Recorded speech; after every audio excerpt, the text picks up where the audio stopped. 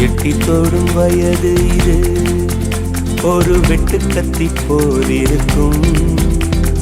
அதிசயம் என்னவென்றால் அதன் இரு பக்கம் கூறியிருக்கும்.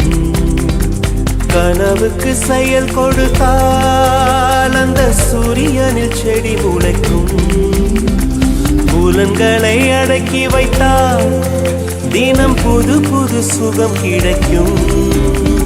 காலில் குத்தும் வாணி உன் ஏழி என்று காமி, பல இன்பம் மல்லி சேர்த்து ஒரு மூட்டை கட்டி வாணி வாணி. பழ பழக்கிற பகலானி, பட படக்கிற அகலானி, அனல் அடிக்கிற துகுலானி, நகலின் நகலானி.